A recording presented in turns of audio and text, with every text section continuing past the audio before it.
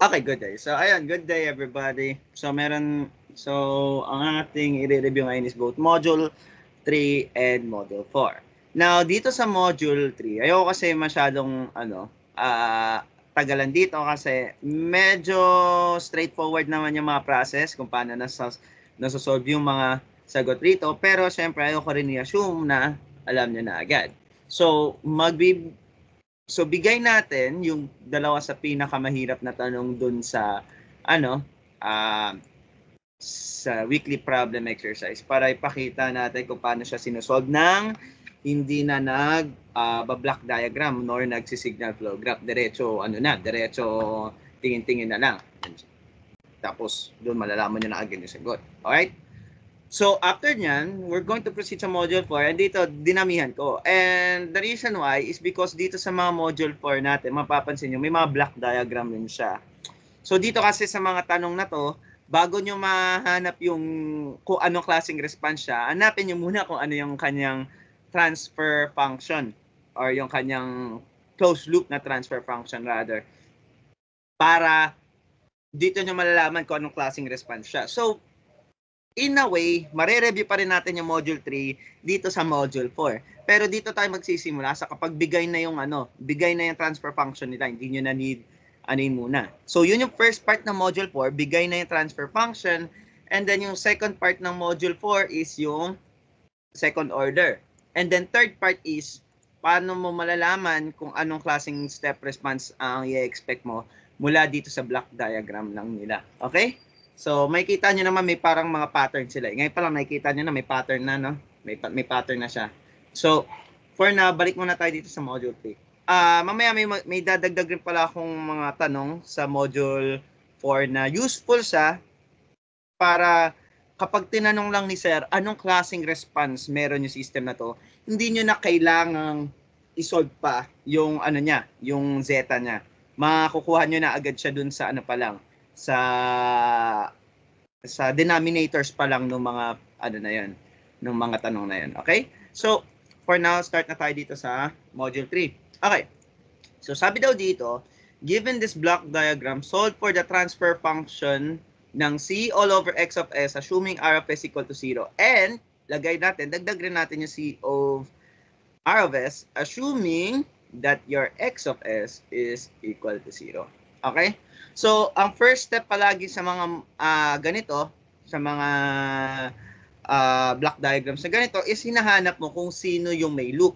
Na palaging yung loop, okay, nag-start siya sa isang node. So, any node, ang mga nodes dito is yung mga summing junction, yung mga, yung ganito, ano ba tawag dito? Basta kung ano man tawag dito. Okay, etong dalawang to, yan yung mga pinaka-common types ng nodes. Kasi yung mga to, branches na sila eh. Okay? All of these are branches.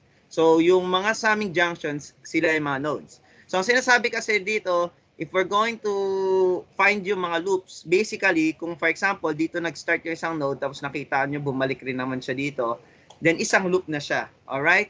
So, titingnan nyo lang kung may mga arrows na bumabalik dun sa iisang node na yon, then that is already a loop.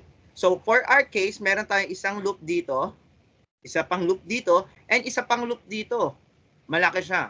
From here up to dito. Okay? So, we'll name this one loop number 3. Okay? So, with that, ang loop 1 natin, ang kanyang gain is, so again, ito negative to. So, syempre, yung gagawin mo dito, kailangan positive siya. Saan mo ilalagay yung negative? Sa G2. Okay? Dito lang yan sa part na to. So, loop 1 is negative G2. Okay. How about dito? Negative rin to. So, pa-positive natin siya. So, saan natin ilalagay negative? Sa H5, kasi siya yung although pwede mo rin siya ilagay sa negative G5, doesn't matter kung saan nyo ilagay. The important thing is, ang loop 2 nyo, ang kanyang loop gain is negative G5, H5 lang. Okay? And loop 3 nyo, okay? So, ilan na ang negative niyan? So, isa lang ang negative niyan. Right? Isang negative na summing junction. So, therefore, yung mga product ng mga dadaanan niyang mga gain, I-multiply mo lang ng negative. So, ano nga yung mga dadaanan niyang gain? So, isang G2. So, G2. Then G3. Okay, G3. And then G5. Okay, and that's negative G5. Okay? Alright. Okay, so now doon na tayo sa R of S natin. Okay? Now, ang sabi daw, ang C of S over R of S natin is equal sa, okay, forward loop. Ano bang forward loop tuloy? Forward path gain. Okay? Forward path gain natin. So, lahat ng forward path gain yan, okay? Times 1 plus lahat ng loops na hindi niya tinouch. So, hindi ko pwedeng sabing non-touching loops yan. Kasi di ba iba ang definition ng non-touching loops sa mga loops na hindi dinaanan. Okay? So, for now, lalagay ko lang itong L. Okay? Summation na lang ng L. Pero itong L na to, okay, lalagay ko to na, not touched. Okay? Not touched na loop. Iba siya sa non-touching loop. Okay? Again, iba siya sa non-touching loop. Basically, ang sinasabi ko dito, kung anong mga loops ang hindi dinaanan niya. For example, dito sa X of S. X of S pala hinahanap natin. Ayan. So, ayan. Wait lang. Sa-solve natin yung sa X of S. Okay? All over 1 plus yung product, or wait lang, sa muna ng mga isang loops lang, plus yung product ng mga non-touching loops. Okay? And nakadepende yan kung ilang non-touching loops yan. So, may kita naman natin dito na may mga non-touching loops to. So, ang gawin muna natin is para mas, sa inyo, mas ideal sa inyo, we'll start off with X of S. Pero lahat nitong mga loop gain na to, okay, gagamitin na natin sila for both X of S and sa R of S. So, we'll start off with C all over X of S. Okay? So, number 1. Ano ang forward path niya dito? So, assuming nga that your X of S for this one is 0, wala ka na kailangang wala ka na kailangang i-worry pa dito na input. So, ang gagawin nyo na lang is si X of S, ite-trace mo siya mula rito papunta sa output. Okay? And forward path lang. So, hindi mo papabalikin siya rito and then papaulitin mo siya diyan. Okay? Hindi. No. X. Kailangan forward path lang. So, pag tiningnan nyo ngayon kung ano yung mga dinaanan niya, okay? May isa siyang G4 and G5 na dinaanan. Okay? So, G4, G5. Okay. Now, we will now apply itong mga hindi niya tinouch na loop. So, again, there are 3 loops na nag-e-exist dito. Isang loop dito, isang loop dito, and isang malaking loop dito. So, kung makikita nyo dito, meron siyang isang loop na hindi dinaanan, yung green na to. Okay? Kasi remember, ito yung galing sa X of S. And yung loop na yun is itong loop 1 natin, which is itong may negative G2. So, what will happen is, actually, mali pala ako ng 1 minus pala dapat yan. Okay? 1 minus pala dapat to. And then, dyan pala siya magpa-plus. And then, magma-minus. And then, magpa-plus. Okay. So, yan yung, dyan yung part na nag-alternate na siya. So, dito, kaya siya ngayon magiging plus. Kasi nga, ang loop 1 natin, yung kanyang gain was a negative G2. So, it's going to be 1 minus negative G2. Okay? So, keep in mind, no? 1 minus ganyan yung formula talaga. Hindi siya 1 plus. Dito siya sa, kapag meron ng non-touching loops, siya magpa-plus. Okay? So, yun. Isang, lang siya, isang loop lang ang hindi niya tinouch. The rest, na-touch niya. So, what's next? Ang next natin gagawin is dito na tayo sa baba. Okay. So, una, lagay muna natin yung okay. Lagay muna natin 1. So minus, start tayo with the first loop 1. So negative G1. Ay, negative G2. Sorry. Okay? And then, sunod natin is yung sa loop 2 naman, which is minus G5, H5. Okay? Keep in mind na lahat to mga isahan lang sila. Okay? Isang loops pa lang sila. And then minus G2, G3, then G5. So yan na lahat ng iisang loop lang muna. So then we're going to proceed tayo sa non-touching loops. So sa non-touching loops, paano nyo ba malalaman na isa siyang non-touching loop? May kita nyo na usually dito yan sa block diagram. Kapag drinowingan nyo siya ng block na ano, di ba pinakita ko naman, ito yung arrow ng malaking loop, so loop 3. Ito yung arrow ng loop 2. So may kita nyo naman, may dinaanan na pareha si loop 2 and loop 3. So may masasabi natin na hindi sila non-touching loop. Pero masasabi natin na si loop 2 and si loop 1 ay parehas na non-touching loops kasi wala namang dinaanan si loop 1 kay loop 2 and vice versa. So para malaman nyo naman yan based dito sa mga sa mga G to G sa ano nila, sa gains nila, yung wala silang kaparehas na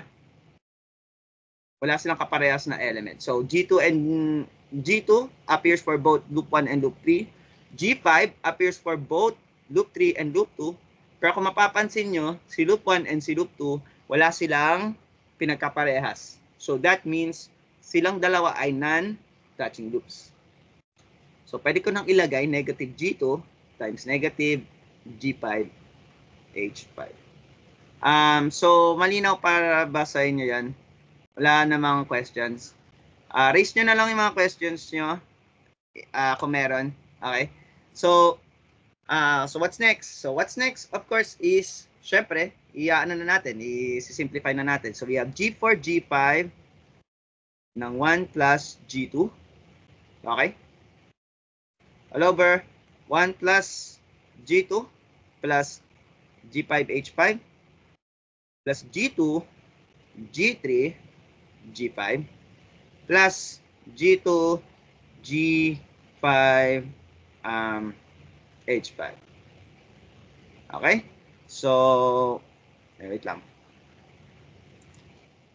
So, check ko lang yung dun sa choices, kung nandito yun sa choices. And kapag nandun sa choices, then tama siya. Okay? So, wait lang.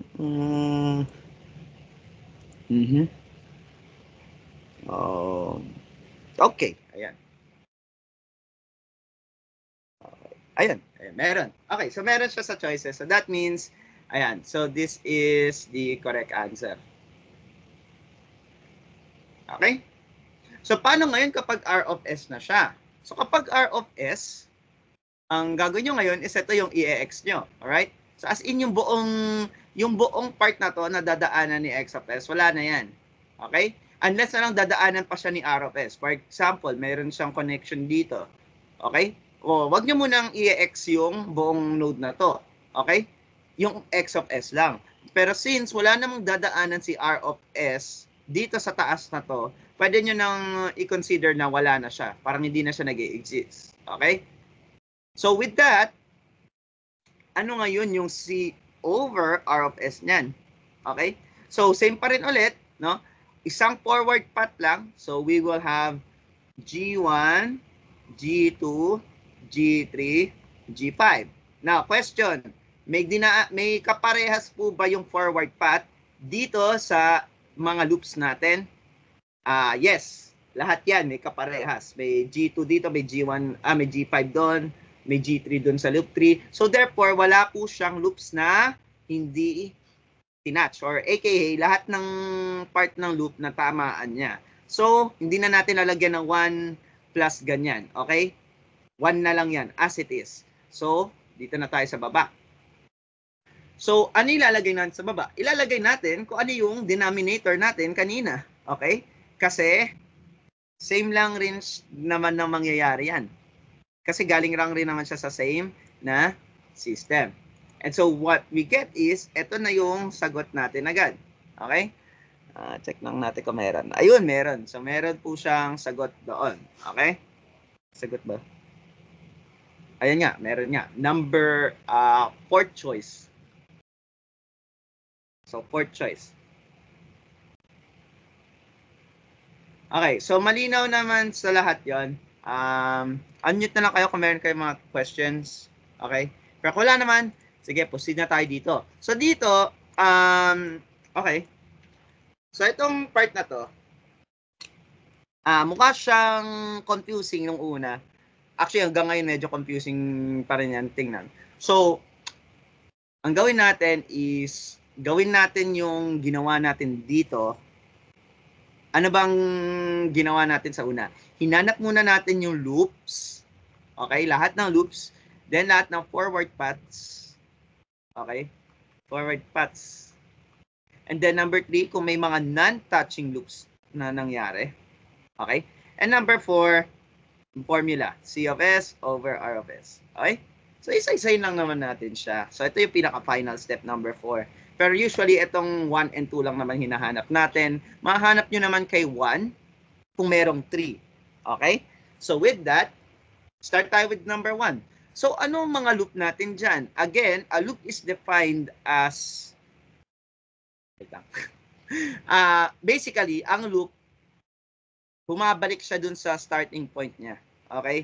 Basically, kapag may, for example, dito siya nagsimula, di ba? Dapat babalik rin siya dito ulit. Okay? So, ang tanong, may loop ba dito sa system na to? Meron. So, paano ko nalaman? So, again, pwede nyong i-trace siya. So, pag trace nyo siya, so, dito siya, di ba? Pag pina-continue ko siya dito, so, pwede siya, may dalawang path siya na gagawin.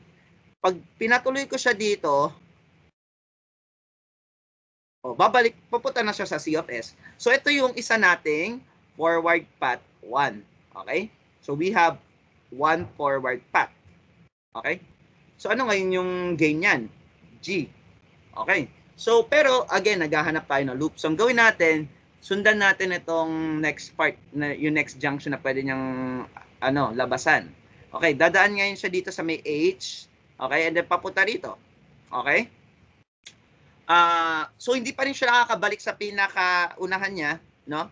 And hindi pa tapos itong journey ng blue na to. So, ang gawin natin, patuloy natin siya dito pa sa G. Okay, now may dalawang path ulit siya na pupuntahan. Yung unang path, papunta na kay C. Okay? So, this is a second forward path. Okay?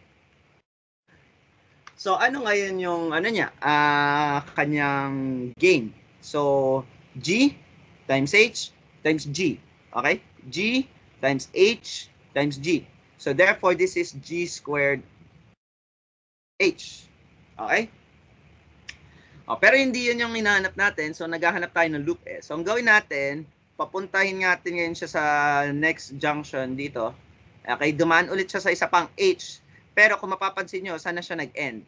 Nag-end na siya kung saan siya nagsimula. Okay? Mula rito sa aming junction na to, nag-ending siya sa same aming junction. So, therefore, we have one loop. Okay? May isang malaking loop tayo na yan. Yung number 8 na yan. So, with that, what is now the gain of that loop? G times H times H times G. So, this is simply G squared, H squared. Okay, tapos na ba tayo hanapin yung loops and mga forward paths? Kung makikita nyo sa non-touching loops, no? Wala. Walang non-touching loops dito. Okay? So, therefore, di na natin problemahin yan. So, dito na tayo sa, forward paths. The question is, tapos na ba tayo sa forward paths? The answer is, hindi. Kasi, kung mapapansin nyo, di ba, may dalawang way na pwede siyang mag-traverse sa simula, di ba? Pwede siyang mag-traverse dito pataas, pwede rin siya dito sa baba eh. Right? So, kapag trace natin tong baba, so bawal siyang tumaas kasi pabalik itong node na to eh. So, pwede siyang mag-move forward dito sa G, and then, mapapansin nyo, that's right, pupunta siya ulit sa C of S. Okay? So now this is the third forward path. And ang gain niya is G. Pero then again, pwede siya pumunta ulit dito sa junction na to. Okay, dadaan ulit siya sa isang H. Then pagdating niya dito sa aming junction, dadaan siya ulit dito sa G, and then sa node na to.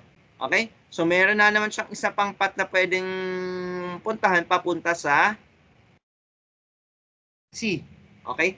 And so, what is the gain of that path? So, G times H depth, G squared H. So, in reality, merong dalawang path, or rather, may apat na path, rather, na pwedeng daanan yung input natin, papunta dun sa output. So, there are 4 forward paths, pero ilang loop lang meron? Same na loop lang rin naman tong dinaanan niya, di ba? Kung ano yung hinighlight ko in blue, na-highlight ko rin siya in violet. So therefore, iisa lang talaga yung loop dito, hindi dalawa. Okay? Isang loop lang siya. Kapag yung isang loop, kaparehas lang siya, like identically, magkaparehas lang siya ng dinaanan nung isa pang loop, ang pinagkaiba lang is kung saan sila nag-start, okay? Then, technically speaking, same loop lang rin silang dalawa. So therefore, kompleto na tayo.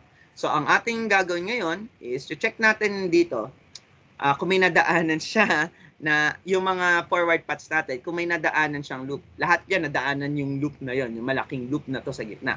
So obviously, ang gagawin lang natin sa taas is i-add lang natin silang lahat. Okay? So we're just going to do this. Okay? And then dito sa baba, it's going to be 1 minus G squared H squared. Okay? Minus. Bakit? Kasi isang ano lang yan. Isang loop lang yan. And kung mapapansin nyo, kaya siya minus, kasi lahat ng sa aming junction, naka-positive lahat yan. Alright? So, if this is 1 minus G squared H squared, okay, then ang gagawin natin, simplify natin. G, tapos 1 plus GH. So, pinactor out yung G, right? So, dito, makikita nyo, itong G squared H squared, para siyang GH na squared. Hindi parang, ganun talaga siya. And since this is in a form of A squared minus B squared, difference of 2 squares, meron siyang isang A plus B, and then isang nakamultiply sa A minus B. So, this can be expressed as 1 plus GH, 1 minus GH. And so, what I get is 1 plus GH dito. 1 minus GH dyan. Cancel, cancel. Nakalimutan ko, may 2 nga pala dyan. Kasi dalawa 2G plus 2G squared H. So, ang sagot natin ngayon dito for this number is 2G all over 1 minus GH. Okay?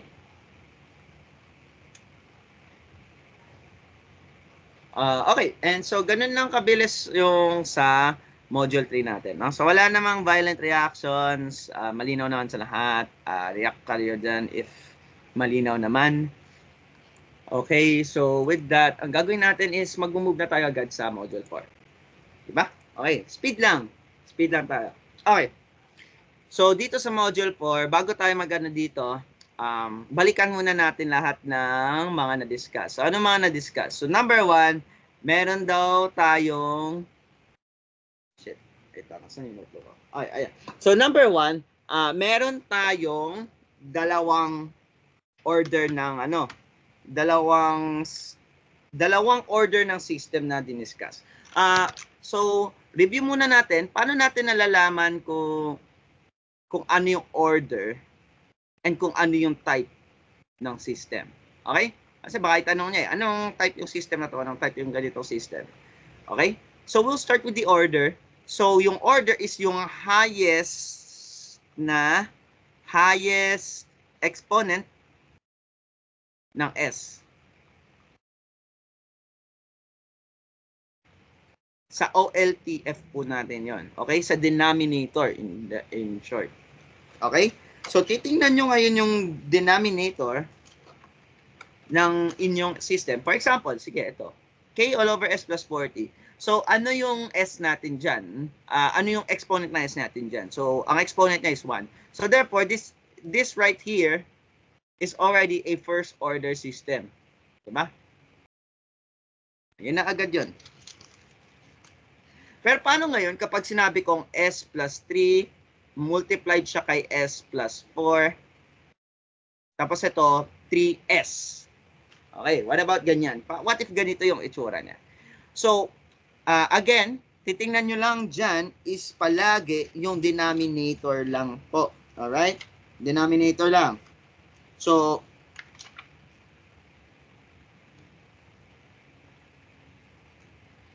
kapag inano natin ngayon yung denominator, okay, ilang S meron siya. So, dalawa yung S niya. Pero again, hindi pa sila nakamultiply. So, ang gagawin nyo dapat usually dyan is imumultiply nyo yung S plus 3 kay S plus 4 para maging isang polynomial na lang siya. Okay? So, wala namang reactions dito sa pag-multiply ko nito. Like na, malinaw naman sa lahat yan, di ba? Okay? Okay. So, with that, sa CLTF pala to. Okay, my bad. CLTF pala yun. Sabi na eh. Okay. Pero ayun, so balik tayo dito. So ito yung ano niya. Same lang rin naman siya sa ano, no? Same lang rin siya kapag naging OLTF siya. Pero ito kasi yung ano niya, G of S niya. Mamaya natin kasi yan sasagutin eh. So with that, ang ano dito, since kapag binultiply natin sa S plus 3 and S plus 4, may lumabas na S squared. So itong system na to, second order talaga siya. Okay? Second order system po talaga siya. So, paano natin malalaman kung ano yung type niya? So, yan yung number of poles at the origin.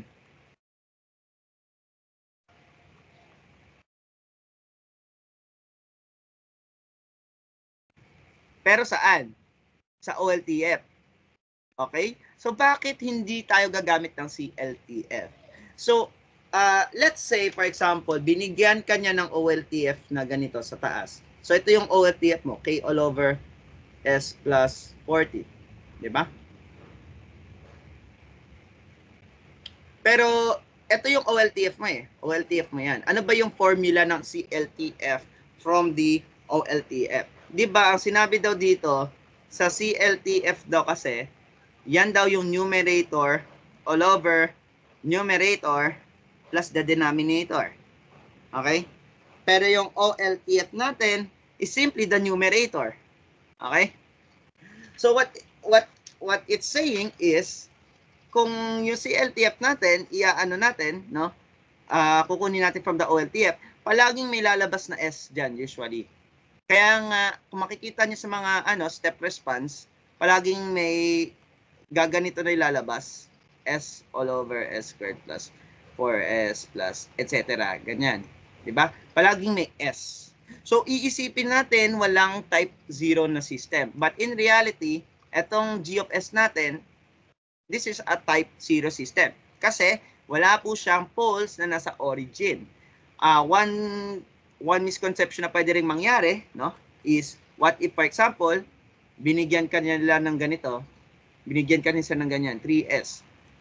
Pero, nakaganito siya. And so, sasabihin nyo, baka, ano lang to, this is another type 0 na system kasi walang pole sa origin. Pero, hindi nyo pinactor out lahat ng S. Pag pinactor out nyo lahat ng S, makita nyo, merong dalawang poles na nasa origin. Okay? Pero, may isa rin siyang S dito sa taas eh. So, magka-cancel rin sila. Okay? And what you're left with is isang S na lang. So, this one is a type 1 na system. Okay? Hindi pa sinasabi ni Sir kung para saan tong type na to. Sa next lesson kasi yan, stability yan. Pero for now, ito muna yun. Okay? Basta nalalaman nyo kung paano maghanap ng order and type. Basically, kapag order, dun sa closed loop transfer function nyo yan. Dun na yun sa mismong C of S over R of S na yan. Pero kung binigyan ka lang nyo, for example, dito, ayan, ito, closed loop transfer function na to eh. Pero kung binigyan ka lang niya, for example, ng ganyan, okay, ito yung open loop transfer function mo. Okay, this is your OLTF. And keep in mind, no, kung ganito yung itsura niya, for example, okay, focus lang tayo dito sa gitna na to.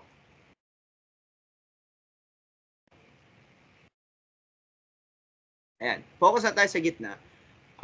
Recall again na ito, hindi na po siya unity feedback. Hindi na siya unity feedback unlike nung una. So ito, ang CLTF nito, is simply equal to the numerator all over ng numerator plus denominator ng OLTF niya, which is ito.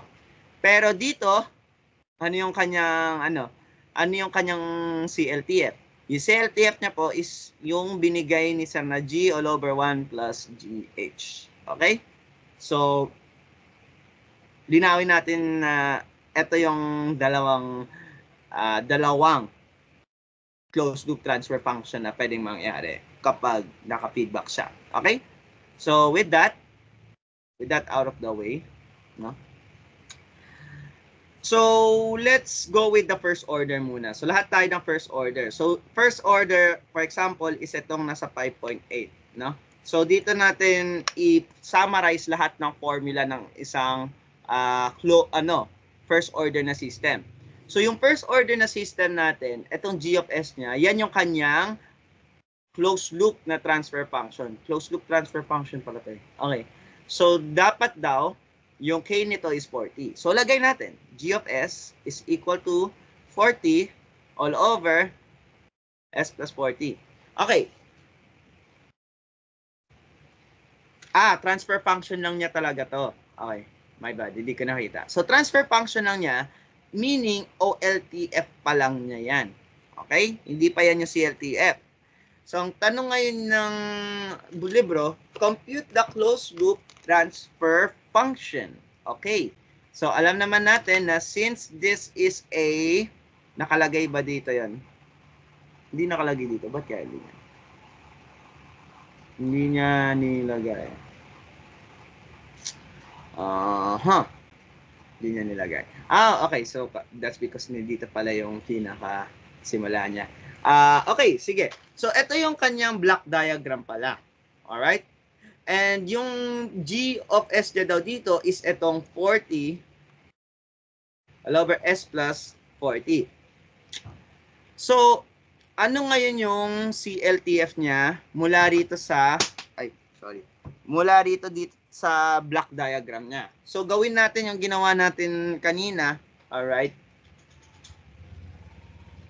So, your CLTF, okay, which is equal to your C of S,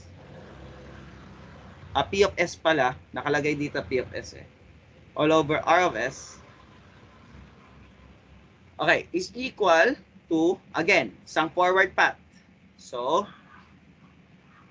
K all over S times S plus 40.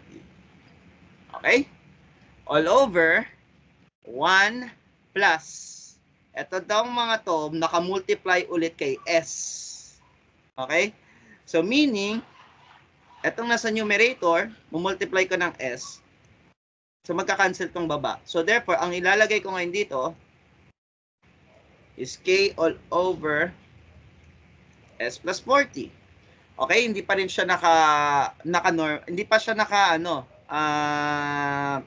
tawag dito? Hindi siya nasa tamang form. Alright? So, ang gagawin natin, i-multiply natin siya ng S times S plus 40. And then dito is S times S plus 40. Okay. And so, now, nakita natin kung bakit kailangan nyo palaging tingnan kung yung instruction. Kasi, inassume ko na ito is isang first order system. Pero nakita natin, nang lumabas dito, isa siyang second order. What the fuck? Ayan. So, with that, ang gawin natin, assume muna natin na ito yung, hindi ko pala matuturo agad yung first order system kung ito yung ginamit kong example. So, assume natin na ito yung, ito yung OLTF natin. Sige, yan muna yan. Diba? Okay. So, recall na sa first order system po natin, may dalawa po siyang form. Meron siyang isang form na CS, nakamultiply yung T doon. Ito na yung time constant niya. Okay? Pero dapat yung kasunod niya plus 1. Okay? And then dito, kahit anong number yan dito sa taas. So, kapag gusto niyo siyang gawing ganitong form, ang gagawin niyo po is mumultiply niyo ng 1 over 40 or rather, mumultiply niyo ng 1 over 40 all over 1 over 40. Etong both sides ng equation. Okay? And what you will get is, meron ka ng 1, tapos 1/40s plus 1. Okay? Or, pwedeng nakaganitong form na siya. Yung ganitong form, ito ngayon yung 1/t all over s plus 1/t natin. In both cases, makukuha nyo na yung tipo natin dyan is 1/40 or 25 milliseconds. Hindi ako sure kung yan yung tamang sagot. Paki-compute na lang, no? Hindi ko kasi makita yung calculator ko.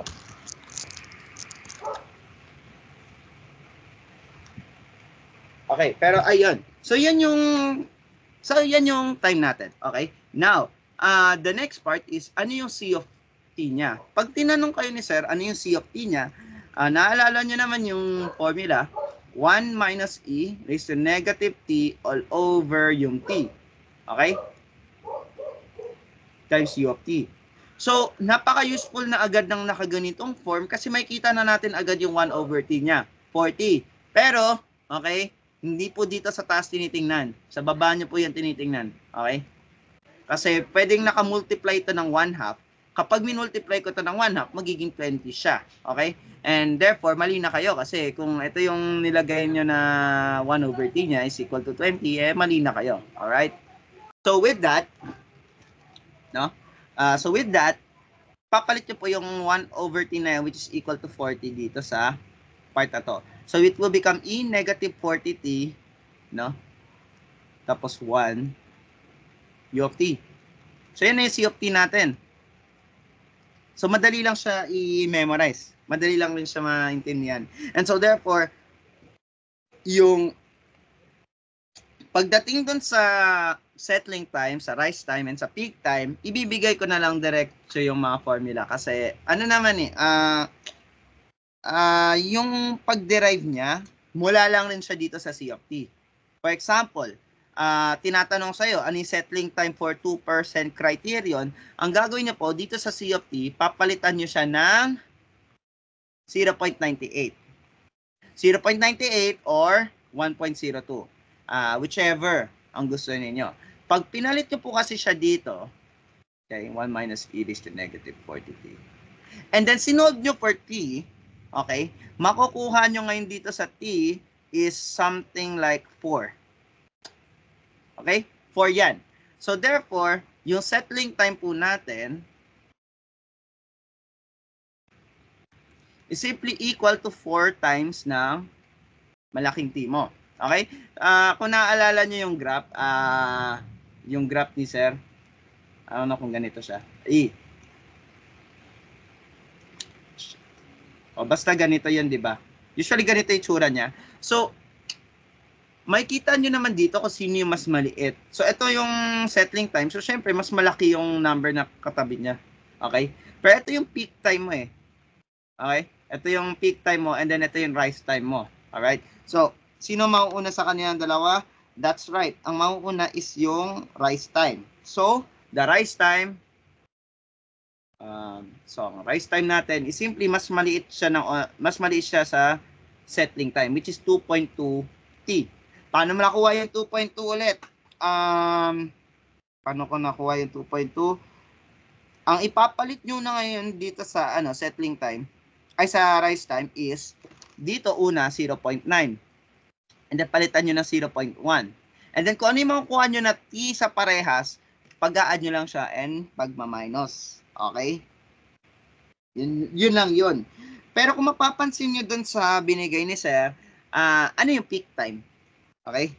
Ano yung peak time? So yung peak time, yung unang time na nag-pumik talaga siya, as in pinaka first time niyang tumaas, which is right here. Okay? Okay? It's actually yung kung ano yung value ng 0.9, which is ito. Ay, actually 100 pala, which is 1 pala. Palitan niya lang yung C of t ng 1. Actually, hindi siya nagme-make sense pala. Lagay ko pala dito.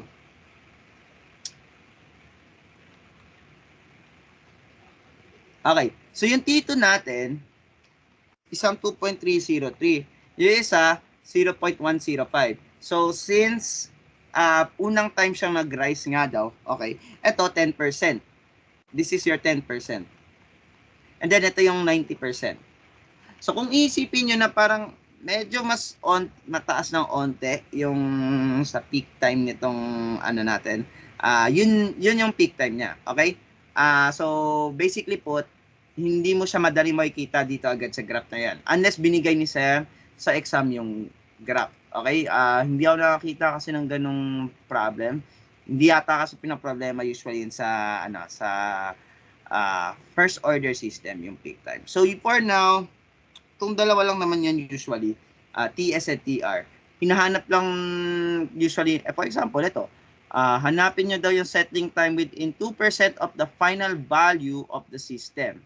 So, papalitan nyo lang yung T ng 1/40 natin. 0.98 na kasi to. Okay? So, settling time daw natin is 4 times 1/40. So, this is 0.1 seconds. Ayan. So, 0.1 seconds. Yan agad yung settling time. O para pag pinanap niya yung rise time, 2.2 times 1/40. Kaya na mag-compute. Wala akong calculator. Naiwan ko somewhere. So, pero yun lang yung dalawa na usually hinahanap sa first order system. Madali. Simple lang yung first order system eh. So, walang violent reaction sa inyong apat.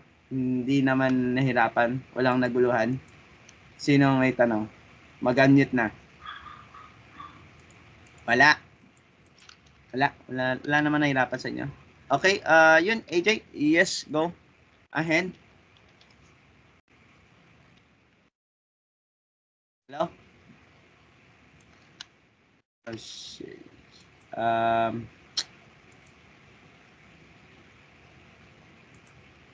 Wait lang, AJ, baka ako ata yung may problem. Sanay lang. Okay, sige, try nga ulit, AJ. Hindi kita narinig eh. Wala nang question?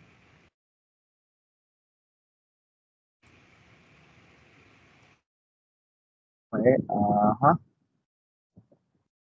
Hello.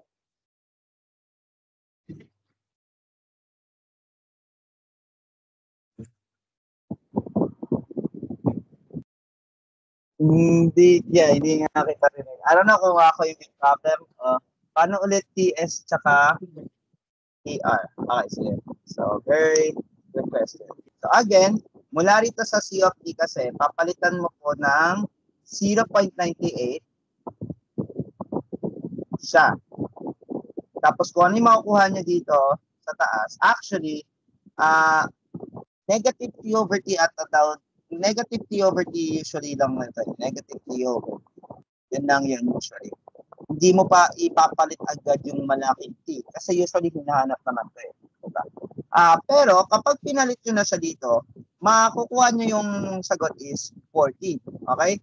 Hindi ka na pinakita dito na pero just for 0.02 equals to negative e raised to negative T over T. So, magiging 0.02 siya is equals to e raised to negative T all over T. I-ln mo sila parehas. So, makukuha mo doon is negative T all over T, which is equals to ln ng 0.02. And then, your T is simply equal to the negative ng 1 over T. Negative ng malaking T tapos ln ng 0.02. Dito dapat makukuha is 4. Okay? Compute yun na lang. Ganun yung mangyayari dyan eh. So, sa TR naman, dalawang step yan. Pero, same lang rin sila.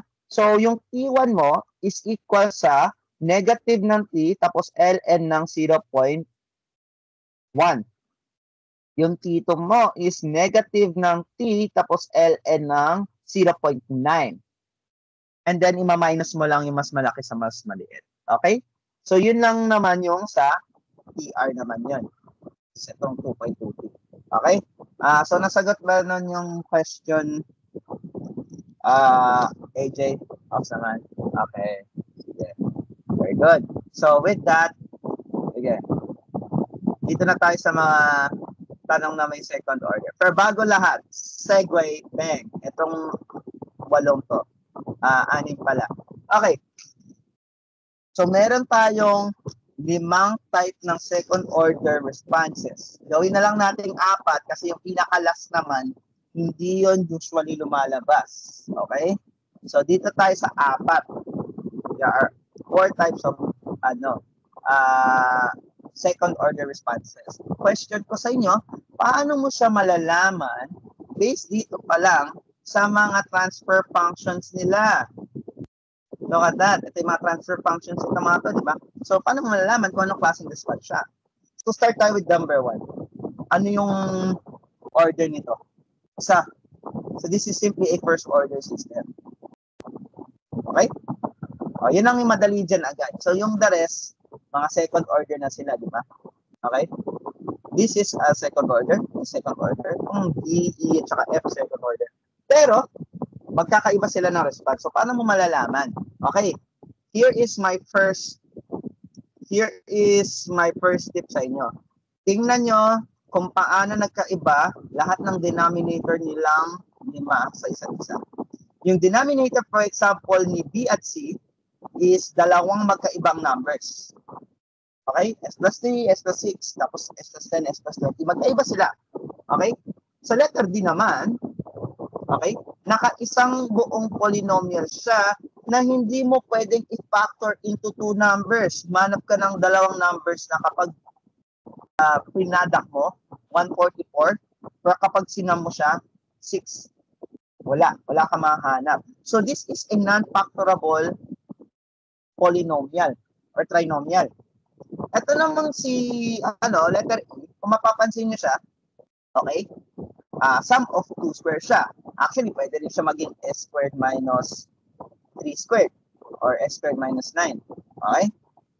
So pag ganyan, same lang rin siya ng response. Actually, ito yung yung fifth response. This is negatively damped.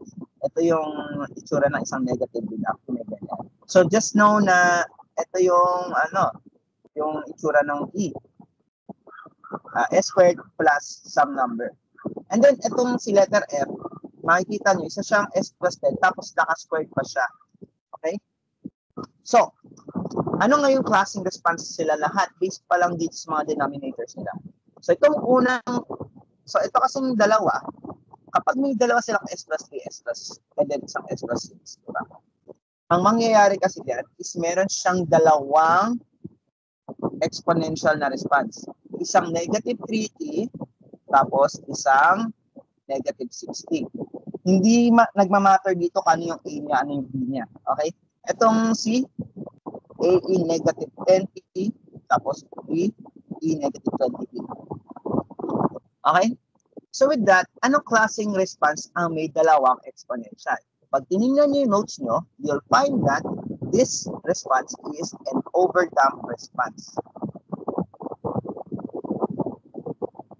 So pag tinanong kayo ni sir, binigyan ka niya ng ganitong transfer function, ina-identify niya sa'yo anong klaseng response yan, pwede mo nang agad sabihin kay sir, overdamped response po sila. Dalawa. Okay? Ayun na yun. So what about si letter F? Si letter F, closely related siya dito kay B and C. Bakit? Kasi magproproduce yan ng dalawa. Isang A e raised to negative 10t and isang e raised to negative 10t rin eh. Ano na pinagkaiba nila? Pinagkaiba nila, si B, meron siyang E sa unahan. Okay? So bakit? Kasi sa step response na yan, kapag hinanap mo yung step response niya, partial fraction niyo po siya, may lalabas na ganyang instance na kapag in-inverse Laplace mo yun, may T na lalabas din. Kaya hindi na isa-isa ni sir yung derivation ng mga response na yun. Diba? Pero just for the sake nitong lang na to, itong meeting lang na to. So gagawin natin, hanapin natin yung response nito sa isang step response. So syempre, multiply lang po natin siya ng 1 over S. Okay? Palapakita ko sa inyo, demonstration lang to. Hindi naman required na alam nyo to, although nire-recommend ko na alam nyo to. Okay? Bakit? Watch. So, meron na akong S plus 10, right? So, using residue method, alam natin na this is 1/2. Okay? Ani residue method, simply put, S is equal to 0. Takpan mo ito, tapos palitan mo yung natitira ng 0, 5/10. Okay, wait lang. Hindi pala. 5/100 pala yung lalabas. Kasi naka-square ito. So, this is 1/20. Okay? Yung isa naman is 1/2. Ito pala yung 1/2. Okay. And yung letter C, so ito medyo may iba to. Kailangan mo kasi siya talagang isolve na medyo mano-mano, although hindi ko lang ata alam kung paano sinasolve ko ng mas mabilis dito. Alam ko meron yan. Pero ganito ko na lang siya i-solve. Okay, saan ko siya equal ko siya sa S squared. Okay, so 1 all over 30 S squared plus C S squared is equal to 0. So this is simply minus 1/20. Okay?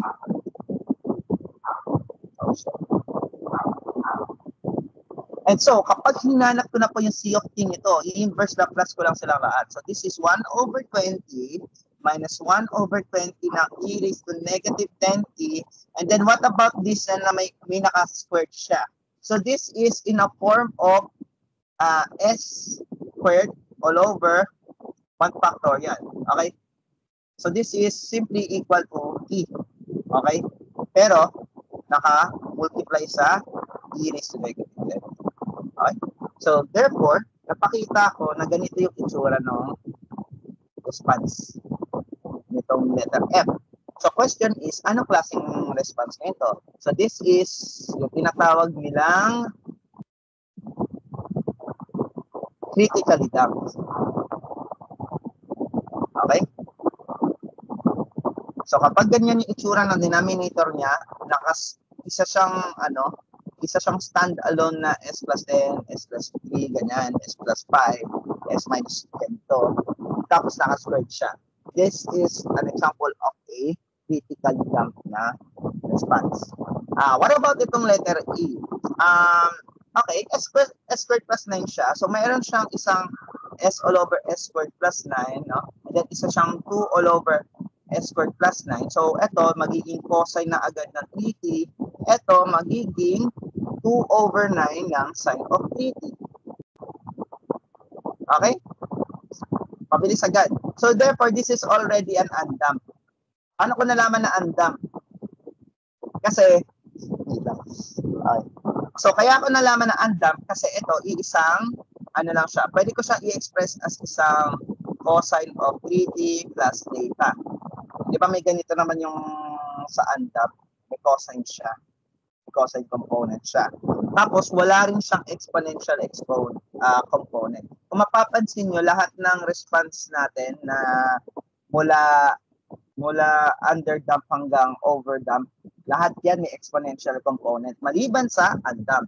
So, dahil ito, walang lumabas na exponential, this is already an undamp response. So, yung ganitong itsura, undamp lang siya. So, therefore, itong letter D na to, siya ay mahirap.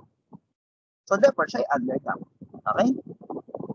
May literal na nakahiwalay si underdamp sa the rest ng response. Kaya nga pag underdamp, di ba? Ina-analyze pa natin ulit. So, therefore, yun yung mula rito sa mga sa transfer function pa lang nila, alam mo na kung anong klaseng response meron sila. Okay? Hindi mo na kailangang hanapin pa agad yung zeta nila, yung omega nila and all of that, tapos isa-isay mo. Actually, zeta lang pala yung nahanap. Usually, nahanap mo lang yung zeta, and then nahanap mo yung zeta is equal to 0, ganyan. Tsaka mo lang alam kung anong klaseng response siya. Dito, hindi na. Diretso agad. Bang! Overdamp agad siya. Underdamp. Undamp. Critically damp. So, okay. You're welcome. Okay. So, practicein natin dito maghanap ng equation niya. Okay? Mula rito sa sige, dito tayo una sa underdamp na response na to. Okay. 20 all over S squared plus 6S plus 44. Okay? Sa unity of S niya, so para mahanap yung kanyang response, syempre hanapin mo si C of S. Ano lang gagawin mo? Mo-multiply mo lang ng S. Pero actually, hindi mo na need gawin yon. Tapos i-derive mo pa. No. Binigay na ni Sir yung formula ng mga, binigay na niya yung formula ng zeta, which is equal to, ito, yung nasa GitHub. Okay, mamaya pakita natin. Sige, ngayon na pala dito na. So, S squared plus 2 zeta omega n S plus omega n squared. Dito sa taas, pwedeng may gain muna siya, tapos followed by omega n. Omega n squared. Ayan. I think ganyan yung itsura ng second order na transfer function. Okay. So dito pa lang, malalaman na natin na yung omega n natin is square root ng 144. So this is simply equal to 12. Okay? Now your 2 zeta omega n, which is your 12, is equal to 6. So your zeta is equal to 6 all over 2 times 12. This is simply equal to 1/4, which is 0.25. So dito pa lang, alam na natin na underdamped siya. Pero at least, hindi na natin need i-solve pa yung zeta niya para malaman natin na underdamped response siya. Okay? Alam na natin agad, underdamped ka. Okay? So, ngayon, ang gawin natin, ano yung pinaka-response ng isang underdamped? So this is 1 minus e raised to negative sigma d t all over square root ng 1 minus zeta squared. Huwag niyo na pagtawanan yung zeta. Okay? Sine ng omega d t plus theta. Okay. Okay. So ano ngayon yung mga yan? Kailangan ba kabisado mo yung formula niyan? Yes. Kailangan kabisado mo yan. So, ngayon, ano po yung kanyang sigma d? Yung sigma d po natin, wait lang, dapat pala pina-highlight yung mga formula natin. Sigma d is equal to zeta times omega t. Wait lang, omega d ba? Ay, hindi, omega n. Yeah, omega n. So, mali ako. Tama nga, omega n. Okay, so yung zeta natin ngayon was 0.25 and yung ating omega n is 12. So this is equal to 3 agad. So therefore, yung task natin agad is e negative 3t. Ngayon, ano yung sa baba? So this is square root ng 1 minus 0.25 squared. Kung ano man yung sagot dyan, paki-compute na lang. Saan ba kasi yung calculator ko? Pero kung ano yung lalabas, yun yung i-multiply nyo doon sa e negative sigma dt. Okay, next, meron tayong omega d. So ano yung formula ni omega d? Si omega d naman po, it's equal to omega n ng square root ng 1 minus zeta squared. Okay? So, papalit mo ng 12 square root ng 1 minus 0.25 squared. Hindi po sila nakakancel, Okay? Kasi nasa loob ng sign yung omega d dito. Okay? So, and then yung theta. Okay. So, yung theta, wait lang. Gawin ko pala itong black. Kasi lahat ng red yan yung formula po natin. Okay? Semi-red. Okay. Yung sa theta, yung theta po natin, it is equal to our cosine ng zeta. Okay, so yun lang yun. Yan yung formula ng theta. So kapag nasolve nyo na po yan lahat, yung 1, 2, 3 na yan, ipa-plug in nyo na lang siya dito sa equation. Again, hindi ko kasi mahanap yung aking calculator. Kaya hindi ko ma-solve yung mga mga numbers dyan. Pero kaya nyo namang i-solve yan. Okay? So, ayan. Yun lang. Okay. Next tayo. Sige, mula dito, gawin natin, since under lang naman yung may madaming mag-arte sa sa response, ang gawin natin, hanapin na rin natin yung mga transient parameters niya. Di ba? May mga transient parameters yon. So, yun yung mga time and shit. So, ano yung apat na yon? So, there are 4. Number 1, start tayo sa settling time kasi mas madali yung formula niyan. So, simply put, this is 4 over sigma d. Okay? Or aka 4 all over zeta omega n. Okay? So, kung ano yung mas naalala niyo sa kanyang dalawa. Next, si rise time and then si peak time. So, dun muna tayo kay peak time. Okay? Peak time is equal to pi k all over omega d. Okay. So ito, kaya siya K kasi dalawa kasi pwede tanong ni Sir sa'yo, ano yung time ng first overshoot? First overshoot. Ano yung time ng first undershoot mo? Ano yung time ng first overshoot mo? Okay? So lahat yan, iisa lang yung formula. So paano mo malalaman kung ano yung dapat na substitute kay K? Eh di yung 1 lang siya, and then yung 2. So, lahat lang ng odd, 1, 3, 5, 7. Yan yung mga overshoot niya. Yung 2, 4, 6, 8, yan yung mga undershoot. Okay? And so, kaya ako ginawang K yan kasi para mas, gumawa ako ng formula, no? Ito, 2 times n minus 1. Tapos ito, 2n lang. So, pag tinanong niya, what is the fifth undershoot? So, ang gagawin mo sa fifth undershoot, isa-substitute mo lang sa kay n is 5. So, 2 times 5 minus 1. This is equal to 9. So, therefore, yung 9 na k, 9 pi over omega d, yan ngayon, yung fifth undershoot niya. Okay?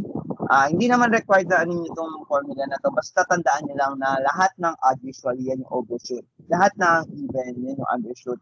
Pwera na lang kung ang itsura ng graph ni Seth is maganyan na. Then yung first undershoot, yan yung mga odd. Lahat yan. Lahat ng odd, yan yung undershoot. Lahat ng even, yan yung overshoot. Okay? Kaya importante rin na alamin nyo kung ano yung graph ng response. Pero lahat naman na pinakita nyo response is pag ano naman. Okay. So, yun yung sa peak overshoot. Peak overshoot. Peak time pala. And then, of course, we have the rise time. So, si rise time, mas mangyayari muna si rise time bago mag-peak time. So, ang formula lang yan is simply n pi minus theta over omega d. Okay? Kasi mas mangyayari siya agad. So, si theta natin, ito yon, alam naman na yan. Si n natin, yan yung 1. Hindi ko rin gets kung bakit may n pa pala. Pero, pwede nang tanggalin mo na yan. Kasi 1 lang naman palagi yan. And then si omega d, as is, yung pinakita ko na omega n tapos square root ng 1 minus zeta squared. Yun lang yung tatlo. Then meron tayong percent overshoot and yung peak overshoot.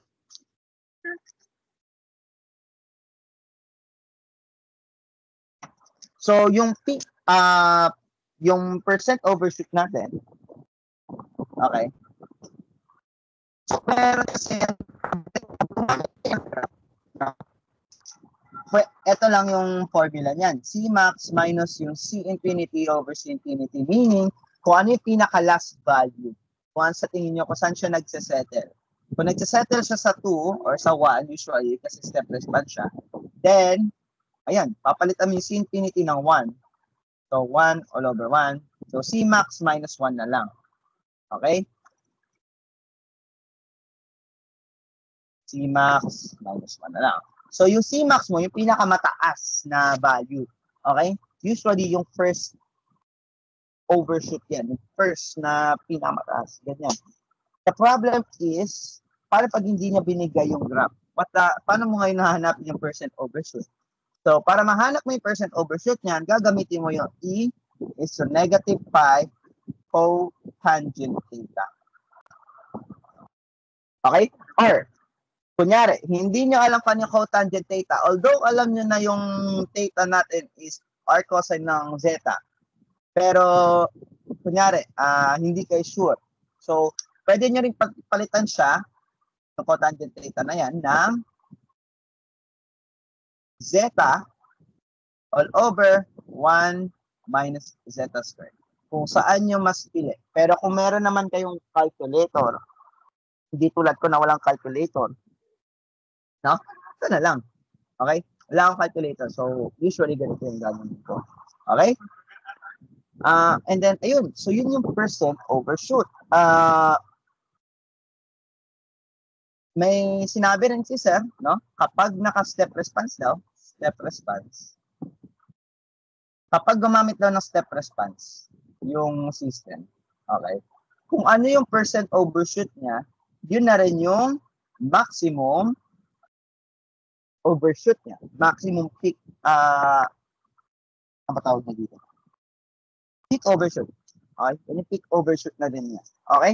So, pag step response lang yan, okay? Iba yung hindi step response. Paano mo ulit malalaman kapag step response? That's right. 1 lang yan. 1 U of t. Eh, paano pag naging 3 U of t? So, hindi na siya step response. Kaya mag-ingat na kayo pag ganun. Okay? So, ayan. Gagamitin nyo na talaga yung formula na to. Or ito. Okay. Okay. Ayun ang meron sa mga transient parameters ng underdamped response. So, pag pumunta ka ngayon dito sa iba, for example, sa overdamp, meron siyang settling time. So, ano yung settling time po ng isang underdamped response? Ay, overdamp pala, overdamp. So, that is 6 all over zeta omega n. What about a undamped response? Hindi po siya joke lang. Nagsisettle din pala siya. Pero 0. Hindi, tama nga, hindi siya nagsisettle. Hindi siya nagsisettle, pero hindi siya lumalagpas. Kaya marginally stable na daw siya. And then sa critically damped, no? Sa critically damped, this is 6 all over omega n. Okay? So, with that, gawin natin, sagutin na natin yung mga tinatanong dito. Wag muna to.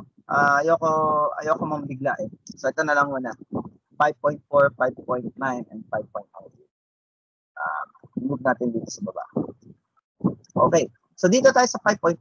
So, sa 5.4 daw, ang feedback system daw ng negative unity feedback. No? Negative unity feedback. So, pag sinabing negative unity feedback, okay, ang itsura niyan is ito. Okay, basically, yung normal lang na negative unity feedback. Kasi pag again, positive unity feedback siya at nag-plus to, ang kanyang CLTF is numerator all over numerator minus denominator. Okay? So, wag niyo kakalimutan yan. At baka magulat kayo may plus, hindi pala minus yun. So, pag hindi yun naka-minus, kabahan ka na. Okay? So, kasi naka-minus yan. So, with that, so ito yung ano natin, di ba? Yung loop transfer function niya. O LTF niya yan. Hindi niya sinabi. Open loop transfer function. So, ano ngayon yung closed loop transfer function niya? Okay. Again, we simply just go numerator all over denominator. Gaganito ka na lang. 2s plus 60 para alam nyo agad kung ano yung i-add. So, 4s plus 2s plus 60. So, this is equal to 2s plus 16 over s squared plus 6s plus 60. Hindi ko na kailangang pakita pa, pero may kita naman natin na this is a type of underdamped response. Kaya ngayon, pinapatanong niya, what is the time response for a step input r of t is equal to a? Okay, so hindi siya unit step. Okay?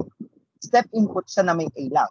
Pero kung di ba nga, kung naalala niyo sinabi ni Sir, kapag daw ganon, kung ano daw yung step response natin, i-multiply lang daw natin siya ng a. Okay? So basically put, ang C of t natin, given that your R of S is equal to A U of T, is simply equal to A times yung step response natin. 1 minus A is to negative, wait lang. Ano nga pala yan? Since, anong klaseng response to? hindi po siya na-factorable. So this is an underdamped response. So minus e raised to negative sigma d all over square root ng 1 minus zeta squared. Tapos, sine ng omega dt plus theta. Ayan lang yun. Okay? So, with that, ano ngayon yung hanapin natin? So, hanapin lang natin si omega d and si zeta at si sigma d para mahanap natin yung time response niya for step input. Okay. So, start tayo with your omega n. So, omega n is square root of 16. Bakit? Dahil dito. Okay? So, this is simply equal to 4.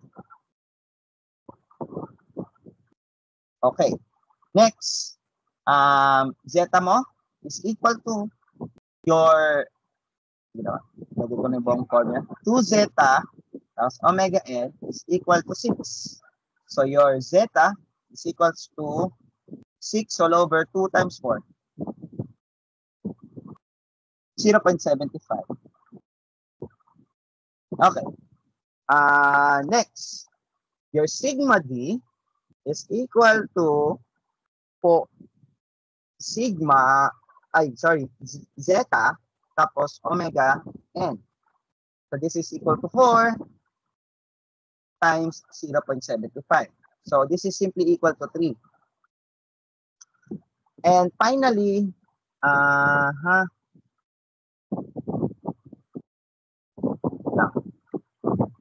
okay. Finally, ang ating theta, which is just simply our cosine na 0.75. Hindi ko alam yung sagot. So, tayo na mag-solve nyo, guys. Okay. So, with that, tapos na agad, ipa-plug in nyo na lang siya. Okay? So, C of t now is simply equal to your A times 1 minus e raised to negative 3t all over square root ng 1 minus 0.75 squared time ng omega d mo. Hindi ko rin pala nasabi omega d.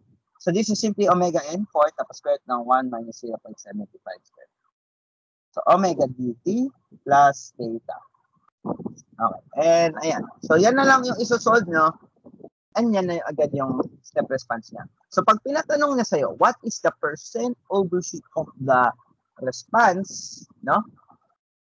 Ano yung gagamitin ng formula? So, you will use the second formula, E negative pi ng cotangent of theta. Or, E negative pi ng zeta all over square root ng 1 minus zeta squared. Okay, lalabas din dyan yung sagot. Okay, hindi ko alam yung sagot. So, wait lang. Wait lang. May pala akong Sorry, nakaano pala ako. May solution manual pala ako. Dapat pala. Ko na. Pinas ko na. Isusulat ko na yung sagot. Okay. So, yung sagot daw po dito is 4%. 4% or 3.92%. Sunod ko ata to kanina. Nakuha ko is 3.92. Wait lang. Hanapin ko lang yung notebook ko. Okay, found it.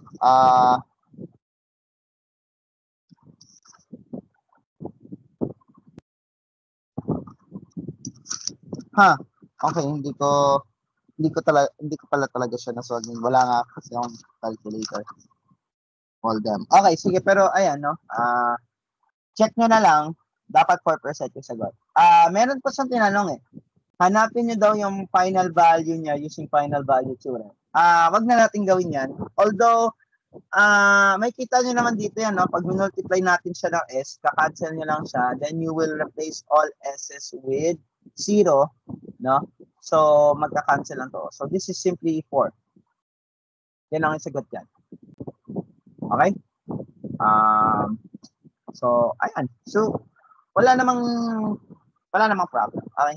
No problem at all. So, Okay, tapos na agad sa 5.4. So, dito tayo sa 5.9. Kasi kay 5.9, so siyang negative unity feedback na naman siya. So, what is the percent overshoot and settling time due to a unit step input? So, ayan, step response na ngayon yung nahanap dyan. So, first, ano muna yung kanyang CLTF? CLTF is simply equal to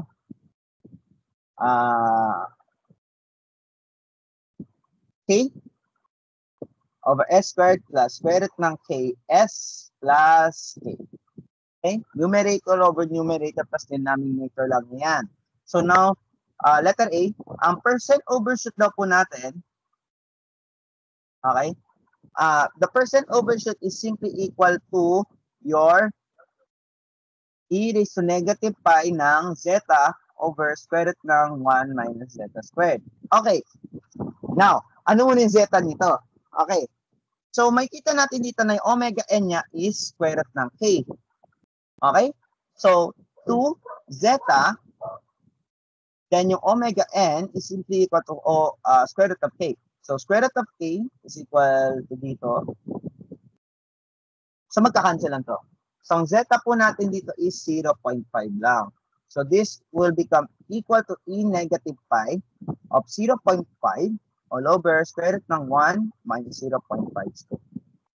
So, what you will get in that, as an answer, yan na po yung percent overshoot natin. Wait lang, try lang natin kung kaya ng calculator ng cellphone to.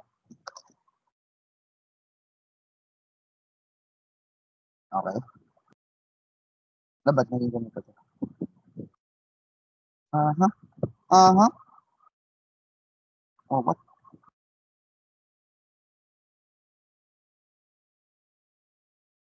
Oh, okay. Wait lang. Ito. So, what up?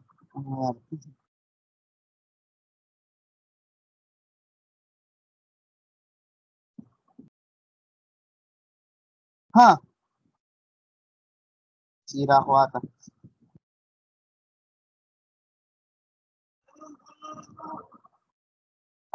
Okay. So, I guess, hindi ko siya masasolve. Okay, pero, ayun no, solve nyo na lang siya. Okay, so doon tayo sa settling time. Okay. So, settling time, no, again, using the 0.98 na criterion, aka yung usual na ginagamit natin na settling time, this is simply equal to 4 all over zeta omega n. Okay? So, alam na natin yung omega n natin is square root of k, and we know that our zeta is 0.5, di ba? So, paano mo malalaman yung k niyan? So, walang sagot to na, actually, na number. Ang sagot nito is isang expression. Okay? So, just know that pag na-solve mo siya, okay, may makukuha ka lang dyan na, na expression. Yun lang yun. Yep. So, this is simply equal to 8 all over square root ng k. Okay? Yeah. Yun lang yung sagot yan. Yan yung settling. Okay. So, doon tayo sa letter K. At what range ng k daw po natin masasabi that our settling time is approximately greater than 1 second. So, sabihin po natin, no, it's greater than or equal sa 1. So, ano po yung TS natin? 8 square root of k. Okay? So, this is 8 and then square root of k. Ganun lang, zeta po ba natin 0.5 talaga? Yeah, okay. So, this is simply R1. Okay? And so, okay. So, 8 is greater than square root of k, or aka, yung k po daw natin is dapat greater than or equals 64. Kasi square lang natin sila parehas. Okay? So, ito lang po yung sagot dyan.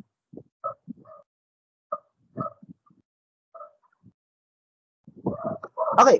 So, yun na yung letter B. Now, dito tayo sa last one, which is yung sa 5.19. Binigay na niya daw kung anong klaseng system, anong ano to? CLTF niya pala to agad. So, diretso na. Diretsong CLTF. Hanapin daw po natin yung percent overshoot niya, yung time niya daw to peak or peak time niya, and settling time niya. Okay? So,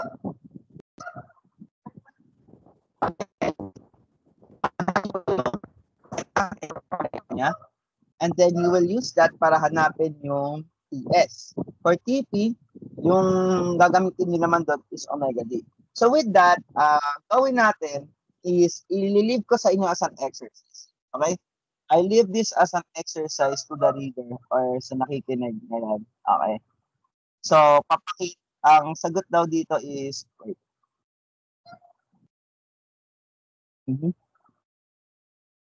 Ay, wala rin sila. Okay, wait lang.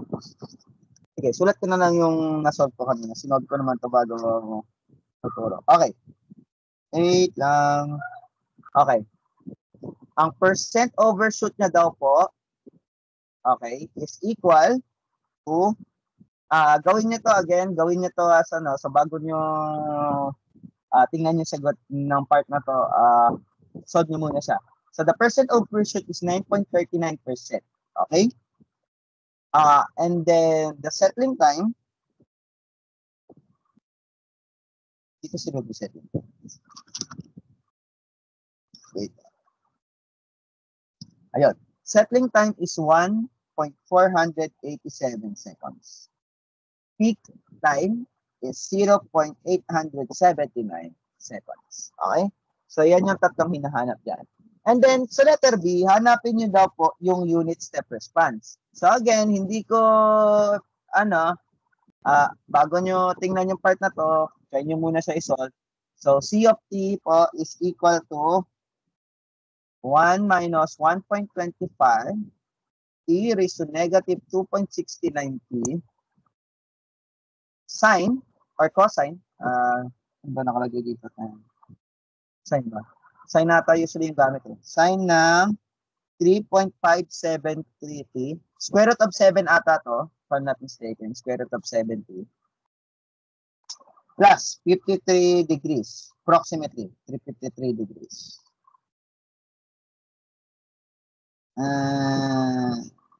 Basta 3.573 ito pala. Yan, dito square root of 7. And there you go. So, yan na po yung sagot dyan sa part na yan, sa 5.19. So, okay. Well, tapos na yung part na yan. So, ang gawin natin, dito tayo sa mga may block diagrams. Kasi dito sa mga may block diagrams, application siya ng both the module 3 and then the module 4. So, at least, kapag alam nyo kung paano yung module 3 gawin, tsaka nyo lang masosolve yung mga problems nito. So, dapat, gamay nyo na mag-module 3 dito sa part na to bago ka mag-try. Bago ka mag-try. So, question daw dito, given this block diagram, ito yung ano daw. So, ang problem kasi dito is that meron daw siyang isang system na gumagamit ng tachometer. And sa yung nakakalam na tachometer, para siyang stopwatch. Para siyang stopwatch. Dati may tachometer rin ako dati, pero hindi ko nagagamit. Okay. So, ang ano dito is, dinesign daw siya initially, isa siyang first order na system. But you wanna apply such that may isa na siyang type of second order system. So, in-improve nila yung design. Ganito na daw yung design niya. So, ang question daw, determine the value of this block such that yung damping ratio daw po ng resulting natin is 0.5. Then, nakalagay dito, draw unit step response. So, wag na natin i-draw. Ang gawin niya na lang is hanapin niyo na lang yung unit step response niya mismo. Okay? So, find the unit step response. Okay? Okay. Sige. So, before natin i-proceed yung pagsagutan,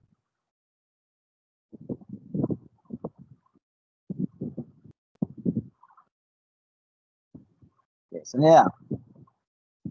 Sandali lang. Ayoko magkamali dito sa part na to. So, titignan ko lang kung saan yung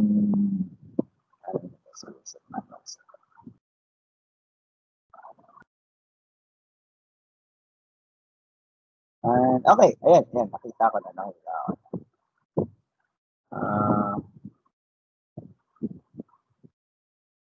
Pero yun, wait lang. So, ano nyo muna siya?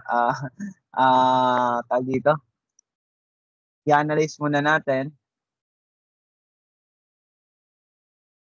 Okay, so kung ready na, wait lang.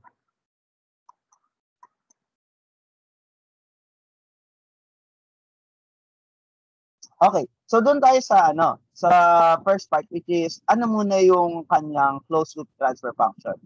And we can recall doon sa natin, sa nauna natin na ang gagawin natin diyan is, that's right, gagawat aanin natin yung kanina, ilan yung loop niya. So may dalawang loop siya. Okay? 2 loops. So yung unang loop, ang kanyang gain, okay, loop 1 is equal to 10 times k all over s plus 1. Loop 2, wait, may minus. So, sorry. Loop 2, loop 2 is 10 all over s plus 1 times 1 over s. So dito na lang. And then, may negative ulit siya sa unahan. Okay? So, with that, ano po yung closed loop transfer function niya? Isang mahabang ganito sa palabas. So, 10 all over s times s plus 1. Multiply lang po natin yung 10 over s plus 1 sa 1 over s. All over 1 plus 10 times k all over s plus 1 plus 10 all over s times s plus 1. Okay. Para maging second order na itsura talaga siya, gawin natin, multiply natin both sides ng what? S all of s times s plus 1. Okay? So, ganito lang siya. So, para ma-cancel lang yung nasa denominator nito, ganito. Okay?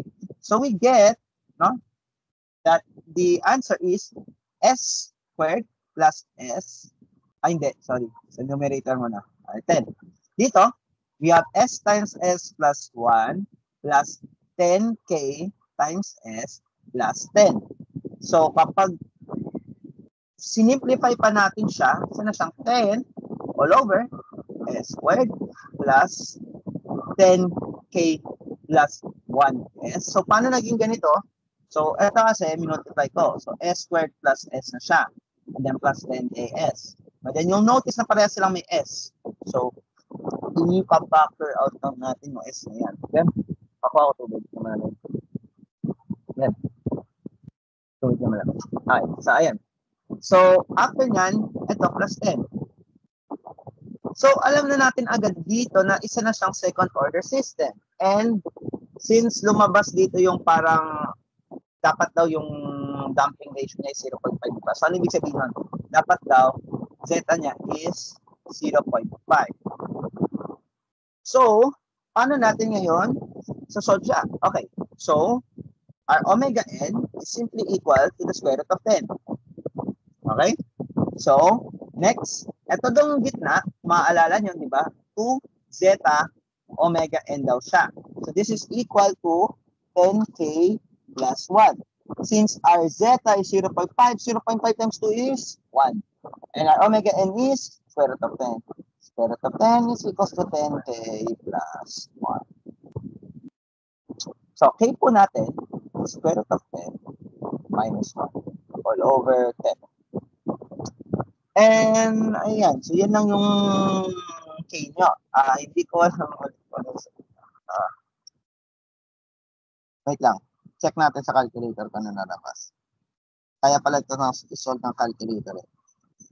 Yung pang cellphone na calculator. So, square root of 10. Shit, di pala, may pala eh. Square root of 10.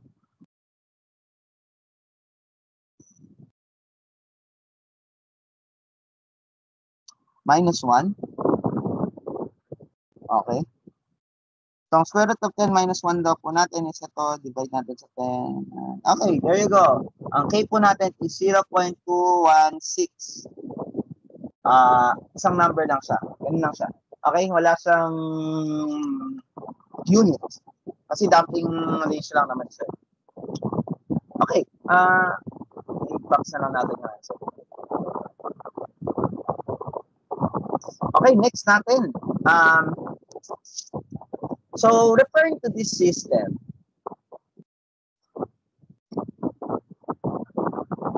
hanapin daw natin yung value ni malaking K and yung maliit na K na to such that our zeta is 0.7 and our omega n is 4 radian per second.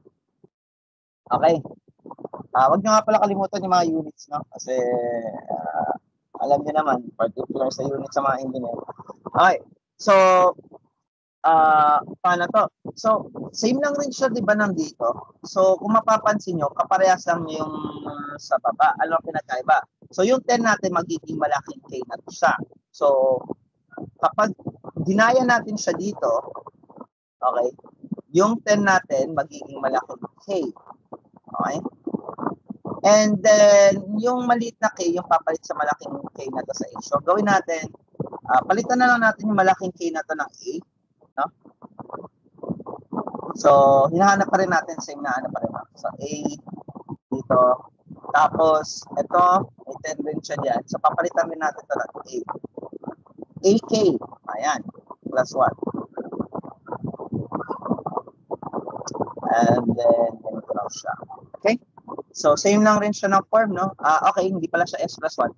2, no? Plus 2. So, it will become plus 2, right? S squared plus 2S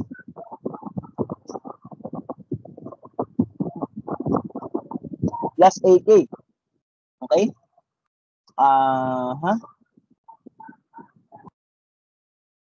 Okay, ayan na. So, ganyan lang yung itsura ng form niya.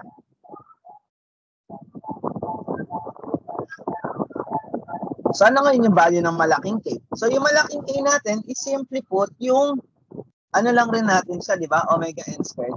Okay? Or in our case, yung A natin na yan is omega n squared. Since our omega n is 4, yung A daw natin dapat is 16. Okay? Yan lang yan. And then, ano ngayon yung value ng maliit na K na yan? Okay, so 16K plus 2. Pinalitan ko na yung A na to ng 16. Oh, sorry. Tama. Okay. 16K plus 2 is equal to 2 tapos zeta tapos omega n. 0.7 is a 4. So 2, 0.7 times 4. So we get 16K plus 2. Kapag sinod nyo po yan, ang value niyan is dapat 0.225. Okay, sinod ko na ito kanina. Ayan, 0.225. So, yan po yung value ng maliit na K. Yan yung value ng malaking K. Okay? So, yung expect, no? Ang expect nyo sa exam is yung mga tinuro ko kanina na, about this one. Yan yung madaming lalabas. Pero mag-expect din kayo na kung may ilalagay siya na question na hindi naman sa hindi niya naturo. Pero like, kailangan mag-iisip ka pa ng medyo onte. Ganito yung i-expect nyo na parang lalabas. Like, papahanap nyo yung value ng ganito based sa binigay yung value ng zeta, yung omega m, etc. Okay. Parang ano lang siya. Parang like, it's more like parang exercise lang talaga siya. Okay. So, yan. Yan yung mga possible na lumabas sa exam. Okay? So, we'll proceed with the last, last na to. Pinaka-last na question na natin to. So, ito daw yung system natin. Same lang din siya dito, no? Same lang siya dyan. Sana ngayon ang pinapatanong? Okay. So, isipin nyo yung dito, yung sa A na to. Pero pinapahanap na niya in addition sa A is yung rise time, yung peak time, yung settling time niya. Pero kung mapapansin niyo, lahat naman ng ginagawa natin ngayon is puro siya mga underdamped response. Okay? So, kaya yung mga ganito yung itsura ng block diagram. Usually, underdamped response lang siya. Unless naging 1/S to, then iba na yung magiging itsura. Pero basically, kung ano yung ginagawa niyo sa module 3, kung paano mag-derive ng block, ng transfer function from the block diagram. Yun lang rin naman yung gagawin nyo dito. Saka nyo hanapin yung response niya. Okay? So with that, so kanina natin to, last na question. So same lang rin again siya dito, no? So kung ano yung A natin dyan, papalitan lang natin dito na 16. Okay, then ito 16. And then ito maliit na K. And then ito plus 2, so dito plus 0.8. 16. Okay, that's good. Okay, so this is your CLTM. Okay, question now. What is the value of K such that your damping ratio is 0.5? So your damping ratio is 0.5 agad. Okay? Mahanap mo na agad yung rise time, yung peak time, yung settling time. Dito pa lang sa binigay na niya yung damping ratio. Bakit? Kasi ano yung omega n natin? This is square root of 16. So this is simply just 4. And so the first parameter natin is settling time, which is simply 4 all over zeta omega n. So your zeta is 0.5 and yung ating omega n is 4. Cancel natin yan and then root of 2. Okay? Settling time yan. Rise time natin, peak time pala muna kasi mauna yung peak time, di ba? So peak time is n pi all over omega d. So this is simply equal to r pi. Assume natin na first peak muna mangyayari. So this will become 4 tapos square root ng 1 minus 0.5 squared. Hindi ko alam kung anong sagot niyan. Kaya nyo na isolve yan. Okay? Ay, wait. Sinagutan ko rin nata ito kanina.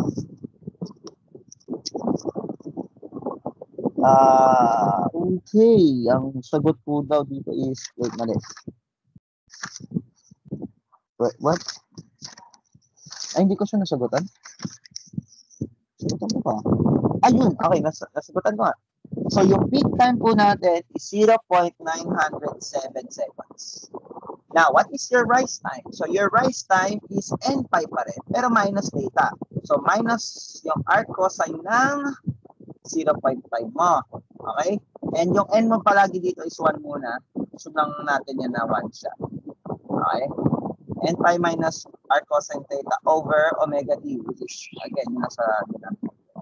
So, pag sinod nyo po yan, ang sagot po dapat yan ay 0.6046 seconds or 0.605 seconds. Depende sa kung ilang digits or decimal places ang gusto nyo. Okay? So, yan lang yung sagot dyan sa tatlong yan.